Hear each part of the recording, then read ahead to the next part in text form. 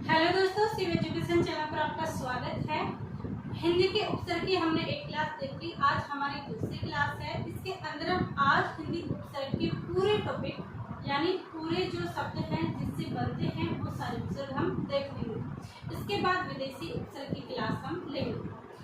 ये उपसर्ग वाली क्लास यानी हिंदी व्याकरण की क्लास न केवल कोई एक एग्जाम को टारगेट है, बल्कि हिंदी ग्रामर जिस भी एग्जाम में आती है, जैसे बीएसटीसी बीएड वाले के अंदर और रीट पात्रता first grade second grade PCI police constable, इन सभी एग्जाम्स के लिए ये क्लासें बहुत इम्पोर्टेंट है। और ये ज़्यादा टाइम की क्लासें नहीं है, बहुत ही कम समय में आपको पूरा मैटर पूरी क्लासें दे दी गई है, ताकि आपको क्लास की इसकी कमी की वजह से आपकी क्वेश्चन गलत नहीं हो। एग्जाम में आपका क्वेश्चन गलत नहीं होगा, लेकिन इसके साथ एक आपकी शर्त ये है कि इन क्लासों को देखने के बाद आप अधिक से अधिक प्रैक्टिस करते हैं तो मैं गारंटी लेती हूँ कि आपको एक भी क्वेश्चन हिंदी ग्रामर में से गलत नहीं जाएगा। लेकिन क्लासों के साथ प्रैक्टिस जरूरी है, इसलिए आप क्लासों को अधिक से अधिक शेयर भी कीजिए और जो भी क्लासों को देख रहे हैं वो सब्सक्राइब बटन पर जरूर क्लिक करें। तो चलिए देखते हैं हिंदी के कुछ उपसर्ग। हिंदी के उपसर्ग, इनके अर्थ और शब्द। जैसे चौक, चौक का अर्थ होता है चार। चार का संख्यावाचक विशेषण बनाते हैं तो चौ बनता है, चौ उपसर्ग बनता है। अब चौ किसके अंदर आता है, यानी चौमासा, चौमासा, चौराहा, चौराहा ये चार रास्तों का समूह होता है, इसे चौराहा बोलते हैं। चौखट, हमारे मकान के अंदर जो होती है उसे क्या बोलते हैं, चौखट। चौकन्ना, चारों तरफ नजर रखने वाला या चारों तरफ जो ध्यान रखने वाला है, यानी चौकन्ना इंसान, वो किसे बोलेंगे, चौकन्ना। फिर है चौकल और चौकसी, चौकसी यानी निगरानी। चौकसी का क्या अर्थ है, निगरानी का। तो चौक से बना है चौमासा, चौराहा, चौखट, चौकन्ना, चौकल और चौकसी। इसमें कौन सा उपसर्ग है, चौ उपसर्ग है। चौ उपसर्ग किससे बना है, चार संख्यावाचक विशेषण से चौ शब्द हमारा चौ उपसर्ग हमारा बनता है। फिर हमारा है तीन, कौन सा उपसर्ग है, तीन। तीन अर्थ है तीन, ये किस में आते हैं, द्विगु समास के अंदर आते हैं, बहुब्री समास में भी ये चले जाते हैं। जैसे तिरंगा, तीन रंगों का समूह है तिरंगा। तिमाही, 3 महीने होते हैं उसे तिमाही बोलते हैं, 6 महीने होते हैं उसे छमाही बोलते हैं। तो ऐसे तिमाही, ये तिमाही दो बार लिखा गया, तिमाही। तीन लोग यानी तीन लोग, तीन लोग यानी तीन लोग। फिर है तिकोना यानी तीन कोना, चौकोना यानी चार कोना, तिकोना यानी तीन कोना। ये किसके हो गए, तीन उपसर्ग के हो गए। फिर है दो, कौन सा उपसर्ग है, दो, दो यानी दो। और ये सारे संख्यावाची किसके अंदर आते हैं, ये सारे संख्यावाची द्विगु के उदाहरण हैं। किसके हैं, द्विगु के उदाहरण हैं। दो के यानी दो, जैसे दुरंगा, अगर दुरंगा तिरंगा यानी तीन रंग, दुरंगा यानी दो रंग। फिर है धूम हुआ, जिसके दो मुंह होते हैं, जैसे तंबी, तंबी के दो मुंह होते हैं। फिर है दोपहर, दो पहरों का समूह क्या हो गया, दोपहर हो गया। फिर है दुअंगी, दो अंगी क्या हो गई, दुअंगी हो गई।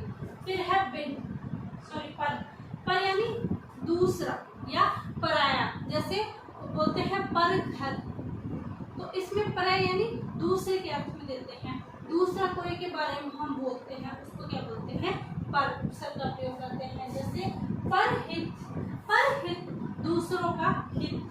फिर है परमुख, दूसरों का मुख।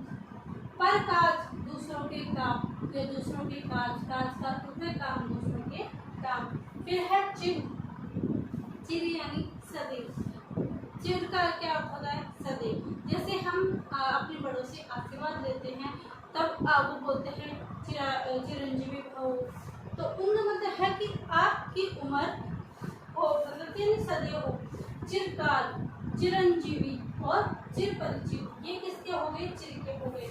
फिर है परा, परा का अर्थ क्या है, विपरीत या पीछे। परा का अर्थ क्या है, विपरीत या पीछे।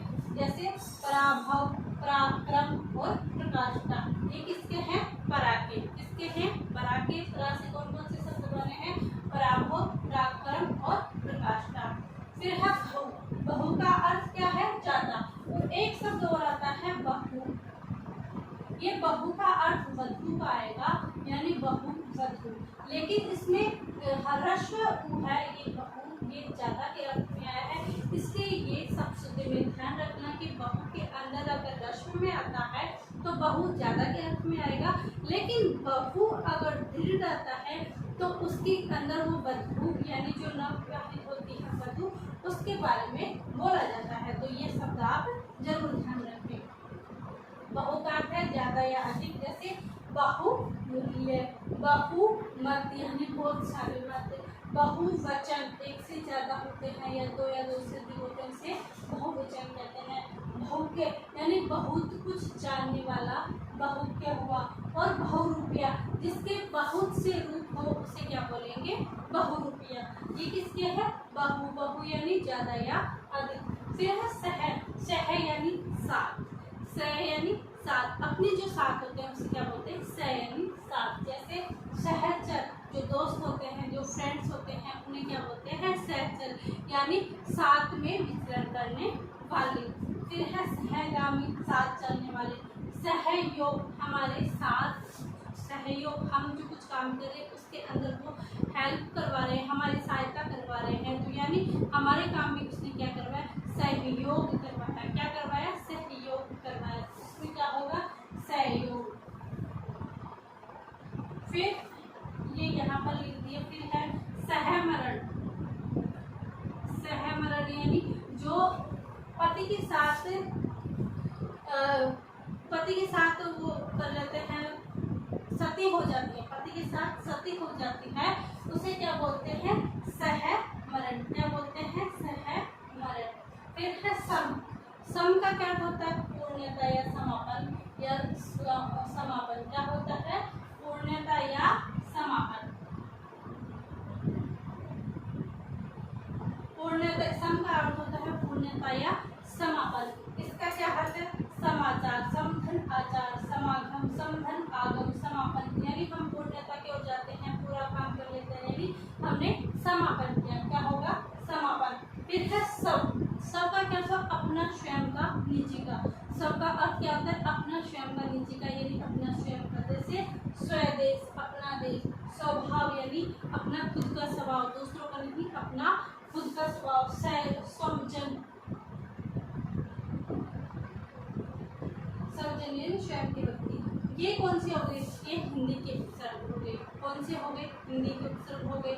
कैसे, चो, चो का अर्थ होगा चार, ती का तीर, दू का दो, पर का दूसरा, बिन का निषेध या भाग, चिर का सदैव, परा का विपरीत या पीछे, बहु का ज्यादा या अधिक, सह का साथ, सम का पूर्णता या समापन, स्वयं का अपना। ये पूरी हिंदी के उपसर्ग आज कंप्लीट होते हैं।